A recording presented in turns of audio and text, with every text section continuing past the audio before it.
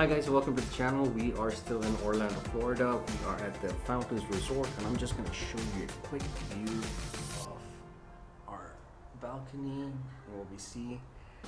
It is really nice and quiet and tranquil. But before we start the video, I just wanted to give a huge shout out to an organization called the Til Valhalla project.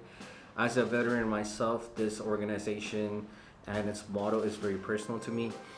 They are a veteran-owned and run organization from here in Florida. They make t-shirts and other apparel like the one I'm wearing right now. They also make a band. Right here, if we can focus. Yeah, it's the 22 a day, which is basically an awareness that there are about 22 veterans every day that commit suicide due to PTSD or any service-related disabilities that they have. Some of the weight and the baggage that they suffer and go through during the service, whether it be in a war field, a zone, or due to some attack that they might have encountered during the service time. It's an awareness that was created years ago and it's still going strong today. So the motto for this organization is that the profit that they make from selling these t-shirts and the accessories, the various accessories. I know they make mugs, bracelets, hoodies, anything that they make a profit out of. They actually honor fallen service members and heroes by providing their family members a plaque. They also do various other events around the 22 a day project. So again, if there's any way you can support them, if there's any way you can be of help to them, if you have a veteran in your family and you want to say thank you to that veteran for their service, definitely check this organization out. I got this t-shirt, I got a black t-shirt, and here's the black t-shirt. Again, same design, like a patch type on the arms. This one says honor their sacrifice. Again, there are many veteran-owned organizations. Do check one out that in your particular city and see if in any way you can provide help. Doesn't have to be monetary always. Sometimes you can just volunteer your time or just stop by and say thank you. Again, if you are a veteran and you want to support a veteran-owned organization that's doing something good, check the Til Valhalla project. I'll put the link in the description down below. Or if you have a veteran in your family and you just want to say thank you for your service, for your sacrifice, definitely check this company out. Thank you, and let's get on with today's video. Hi guys, welcome to the channel, and this was our first full day in Florida. This was the day before we started our 3-day, 3-theme park father-son trip. We didn't want to do anything tiring, so we ended up going to WonderWorks, which is located in downtown Orlando. And boy, was this place weird. It was weird in a good way. It was filled with illusions. As you can see, the buildings are upside down, the portraits are upside down. And this place had something for everyone, adults and kids alike. One of the first things we came across was this electrical simulator where basically you put on an iron mail glove. Reminded me of the chain and mail armor that medieval soldiers used to wear.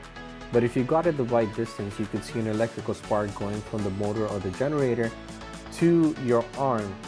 And they also had an earthquake cafe, which simulated an earthquake of 5.5 magnitude, just to give you an idea. Also, they had a hurricane shack, which simulated hurricanes with winds of about 70 miles an hour. They also had a thermal monitor to see how hot you are. As you can see, my phone, my face, and Emmanuel's face were generating the most heat. We had hoodies on, it was a cold day. This place has 3 floors. The first floor is filled with simulators and things that you can observe. The second floor is more interactive, more hands-on, things that you can experience yourself. They had this optical illusion where when you move from one side of the portrait to the other, it seems like as if the image is also moving, like the walls are moving. This was definitely Emmanuel's favorite part.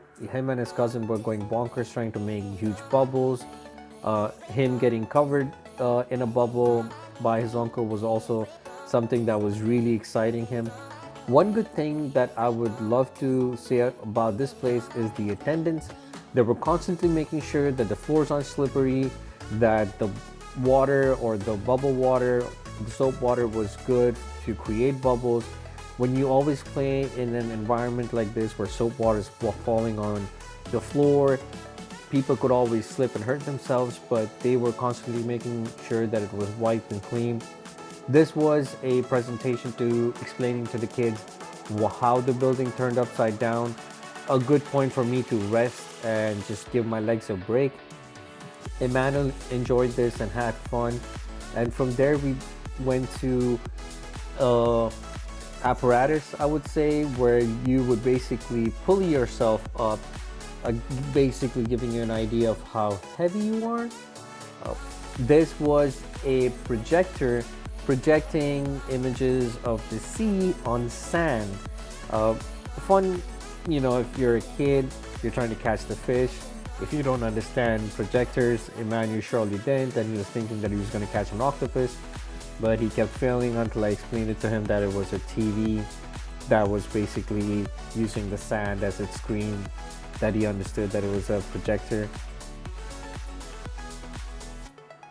Next is something I was enjoying. This was called the spin browser, where you could basically spin a video back and forth. Made me feel like I was a reporter or a detective going back and forth. This unfortunately was a machine that was broken. I had to try it a couple of times to get the accuracy right. It kept giving me different results, but this result that it gave me was absolutely wrong. I did not anywhere come close to looking like Joe Jonas. But Emmanuel also had his first crack at a proper video game since mommy wasn't here. This was Doodle Jump, and he just kept spinning the bar left and right, having no clue what to do. He was just winging it, so to speak. But he did make it quite high, and at some point he fell down. Now is a good time for me to say that I apologize that I'm not including any live audio. Unfortunately, being in a busy place surrounded by tons of people, it was very difficult to catch audio, and I was using my phone to record everything. This was a flight simulator, or it was a simulator that was used to simulate roller coaster rides. And I have to tell you that I was very proud of Emmanuel here. As you can see, there's a TV screen, and they had roller coaster of varying degrees of difficulty. We chose the medium difficulty, and Emmanuel was a trooper the entire way. This thing went upside down and back and forth, and Emmanuel was scared, but he did good. Again, this place has optical illusions of all kinds. This was a staircase that reminded me of the Harry Potter staircase, where you would go up one way but you would come out the other way.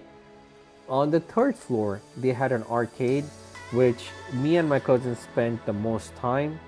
One frustrating part was while we were continuously playing this one, a random guy comes up. He was waiting on his friends to fill up their play cards, and he was like, you know what, since you guys are doing it, I'm just gonna swipe on this machine.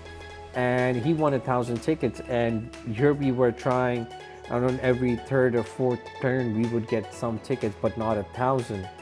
But Emmanuel got some prizes from here. He was happy because he saw certain items that he wanted, especially that gun that had the foam discs flying out of it.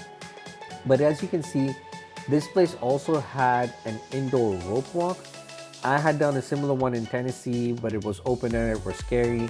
This seemed fun. My cousin's wife and his daughter tried it, and they both loved it. It was my niece's first time, and she had a blast. The last thing that we did, and the most fun, was a 4D theater.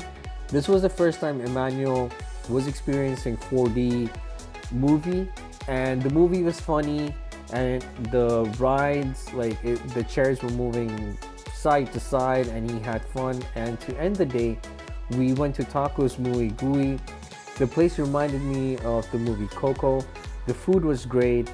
We got a burrito bowl with carne asada. That's what I ate. Emmanuel had a chicken taco, and we ended it with flan, which also was interesting because they had a cinnamon chip with it, and everything was so delicious.